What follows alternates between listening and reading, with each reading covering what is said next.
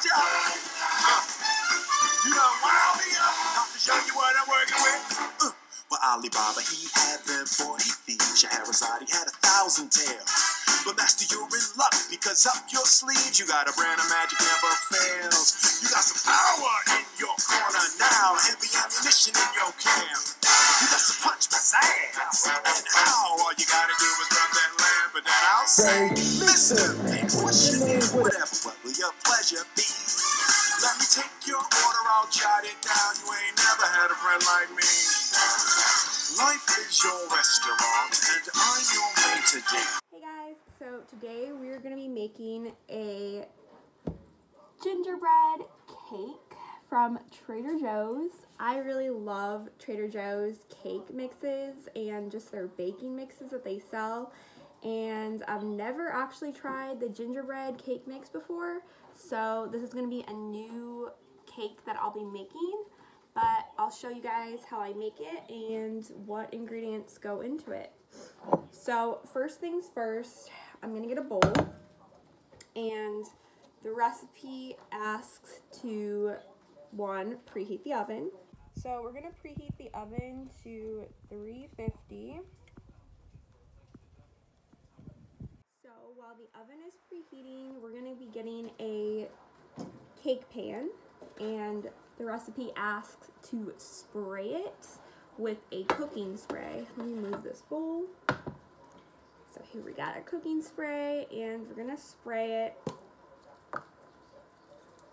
lightly.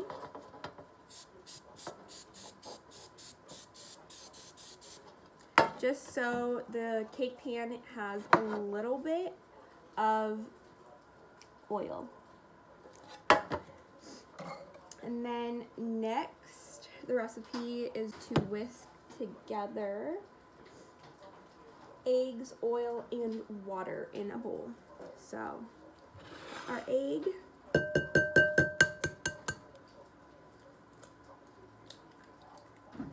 no eggshells.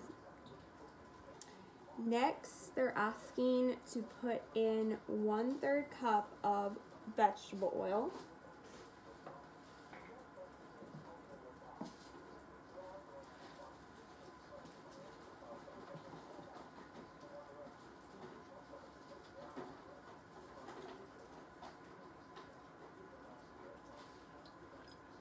And 3/4 cup of water.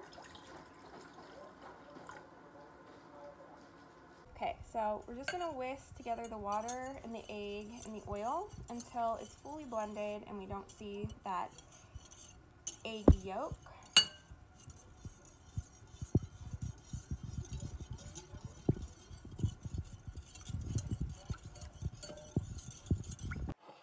Okay, so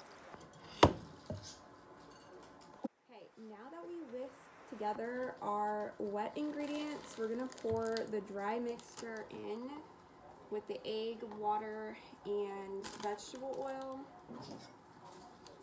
And we're not gonna whisk it, but we're gonna fold it into the mixture. So you take out your whisk. We're gonna pour in the mixture. It smells really good. It smells like gingerbread cookies, which I absolutely love gingerbread. Now that the cake mixture is in with the wet ingredients, you're just gonna fold it in and not mix it, but just kind of push it around. Sometimes I like to push it into the middle. It's a little bit tricky because I'm holding my phone, so I'm gonna have to put it down and then continue folding, but you guys kind of get the idea of what's going on. Okay, so we got our mix all folded in, and now we are ready to pour the batter into our lightly greased baking pan.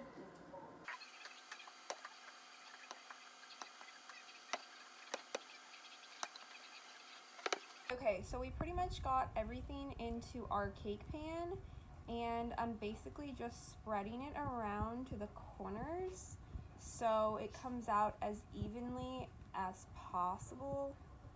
It can be tricky sometimes because you can't really tell if it's like perfectly even, but you could do your best and try to estimate how much is filled. Okay, so now we're gonna check it with a toothpick. I'm almost sure that it is thoroughly cooked. Yep, so the toothpick came out clean for the most part, which means that the cake is fully cooked.